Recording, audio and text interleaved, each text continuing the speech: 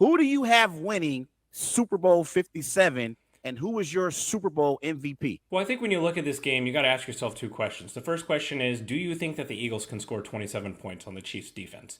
The Chiefs are 55-3 in the Patrick Mahomes era when a defense is held to 27 points or less against them.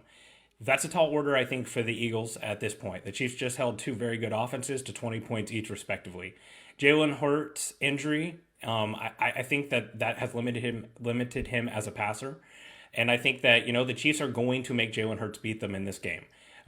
He has his numbers against the blitz have not been great. Steve Spagnuolo is a notorious big game strategist. He has, shown time and time again that he can really dial up a defense to face any level of quarterback, even going back to that, famous Patriots game with him as the Giants defensive coordinator. They are going to stop the run. They are going to do their best. The Chiefs are a much better run defense than they're given credit for. They have the players to do it. It's going to be tough. There's great offensive line play there. But I personally feel that looking at this game, the cavern that is portrayed between the Eagles roster and the Chiefs roster is not nearly as great as some people make it out to be. The Super Bowl is one of those games where we take the last Super Bowl and compare it to the previous one. Oh, we saw the Chiefs against a good pass rush in Tampa, and they got murdered. But the Chiefs have two All-Pros on their offensive line and two more Pro Bowlers after that. The gap between those two rosters is not as much as people want it to be. While the Eagles are definitively the better roster, to me, this is one of those games that we are just reminded of, hey, coach and quarterback matter most of all. And we have a roster here with a lot of players who have played in the Super Bowl. They have the ability to come out and, game plan for 2 weeks. You've got a quarterback who this is the third time on this stage for him. So that they're going to be able to come out and execute right away. There's no pregame jitters or anything like that. And I think ultimately this is one of those games that we'll look back that comes back to 3 or 4 key plays that are made by the better quarterback, the better offense, the better players, and Jalen Hurts isn't able to make those plays. We've not seen what Jalen Hurts looks like battle tested since he came back from this injury. The Eagles are what I've been calling the juiced up version of the 2019 Ravens. A tremendous offense, a tremendous defense, stars all over the field. But we've yet to see what they look like when they have to really come back in a game when passing is the only option.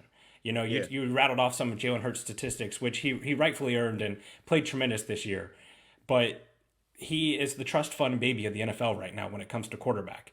He's had the best schedule, the best coaching staff, the best roster, the best offensive line, the best defense. Everything has gone exactly to plan for them. What's it going to look like when they're down 10 points and it's 3rd and 19 and everyone's coming and everybody in the stadium knows that you're passing the ball?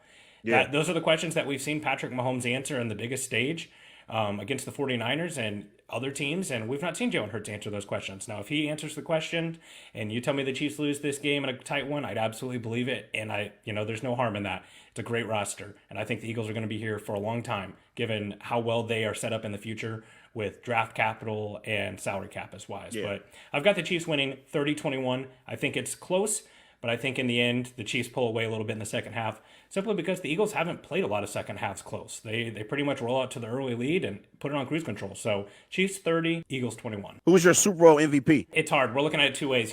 Sports betting just kind of became legal over here in this part of the country. I actually live on the Missouri side, but a lot of people live on the Kansas side. So if you're doing your betting odds, you're not going to really get very good odds on Patrick Mahomes or Travis Kelce.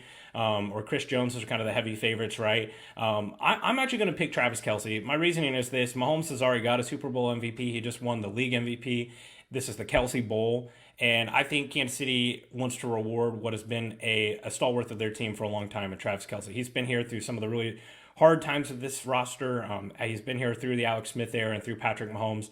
I think that they would love to reward him. And let's be honest, if the Chiefs are going to win, Travis Kelce's going to have a good day. And this whole offseason or postseason has really been about Kelce getting open no matter what. The Bengals had a sign all week that they slapped that said, "Did you get a hand on Kelce?" And guess what? He still got open. This guy gets open all the time. He's 33 years old, and he's still playing as one of the best players in the NFL, period. Yeah, and the good thing for Travis Kelce and Jason Kelce's mother, Price, is no matter who wins this game, she wins because one of her 2 sons are going to be a Super Bowl champion this season. So shout out to Miss Kelce. So I know she's definitely happy about that.